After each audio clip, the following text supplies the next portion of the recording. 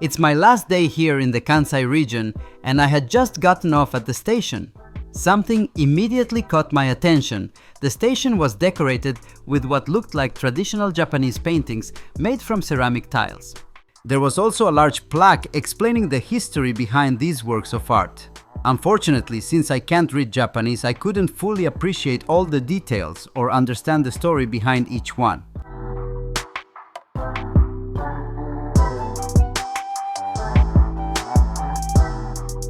Still, I couldn't pass up the opportunity to visit this iconic place. If you've already seen the title or thumbnail of the video, you probably know where I'm headed. But in case you're new here or have no idea what I'm doing in Japan, let me explain quickly. I'm currently pursuing a PhD in physics in Chile, and I came to Japan as a research visitor at the University of Tokyo. This week, I had to travel to Kyoto, Sendo's home turf, for a physics conference. So I took advantage of my last day here to visit this place. Literally, I have to head back soon. I'm actually carrying my suitcase as I record this, which is quite uncomfortable. We're now in the Osaka area. The plan is to visit not only the stadium where the fight between Ricardo Martinez and Takeshi Sendo will take place, but also the area around Osaka Castle where Sendo usually trains and where he had that famous encounter with Ricardo. This whole area is known as the Osaka-Jo Hall Terrace. It's filled with restaurants, Japanese cuisine of course, though the prices are a bit high since it's both a tourist spot and an event venue.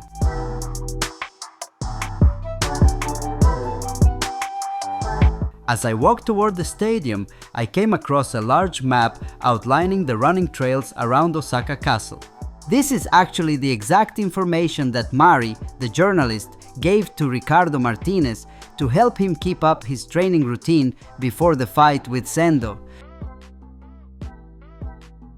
I had no idea these running routes were so well marked here. It makes total sense now why both Sendo and Ricardo ended up crossing paths. Right beside the map, there's even a designated meeting point for local runners. It seems like there's a regular running club in the area.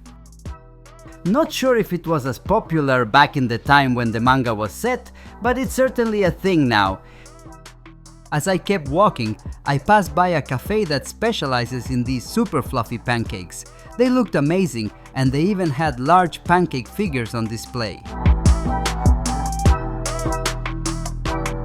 Luckily, the weather was perfect. Not too hot, no blazing sun, and the sky looked absolutely gorgeous. I have to say, I love how my camera captures colors. It's stunning. And then finally, in the background, we could see Osaka-Jo Hall, this legendary stadium.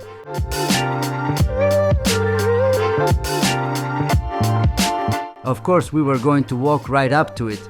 But before that, I wanted to show a bit of the surroundings. I wanted us to feel like locals, like background characters in Hajime no Ippo, on our way to watch the big match.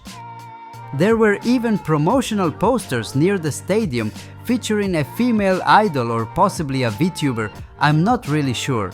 And right beside all that, there's a massive river and beautiful greenery that looks incredibly lush during this season.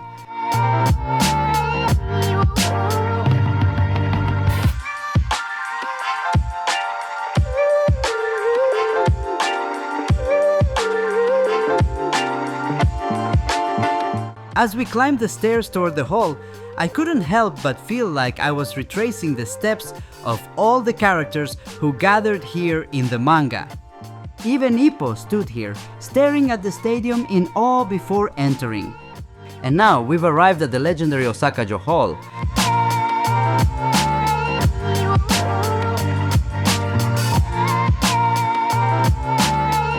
There was an art exhibition going on inside, which included a series of sculptures.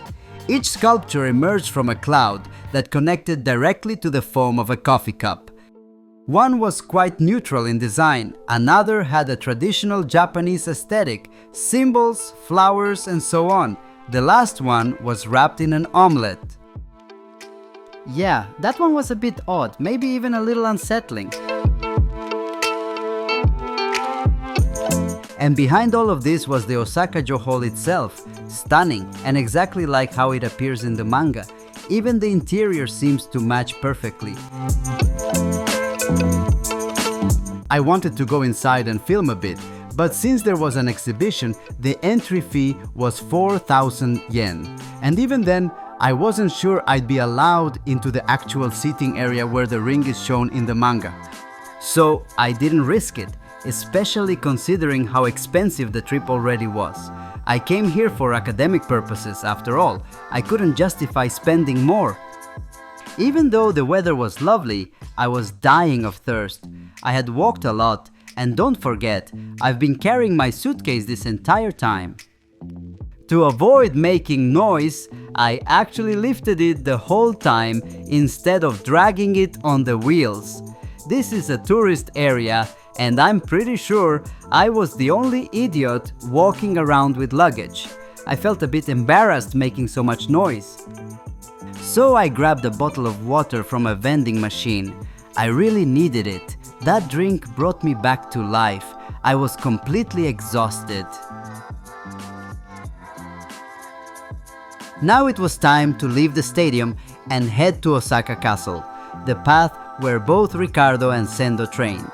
Even though it was the weekend, it wasn't as crowded as I expected. It might look full in the footage, but trust me, for a popular weekend destination like this, it was surprisingly quiet. As I got closer, a train passed by filled with kids and their parents.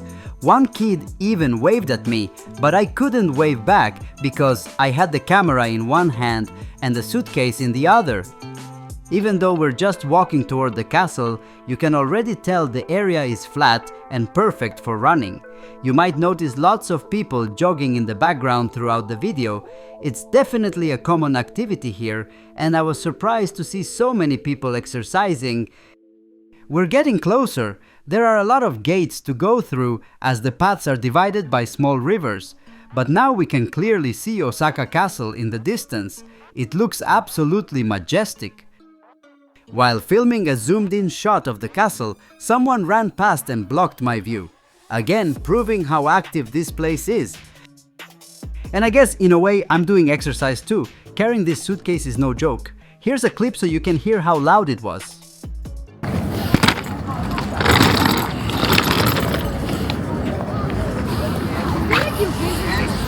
Although it didn't sound that loud on camera, I swear in real life it was incredibly noisy. Now we're much closer to the castle, and it's honestly breathtaking. I can totally understand how Ricardo Martinez felt seeing this incredible sight while training. Imagine going from running through the streets of Latin America to running around a castle like this.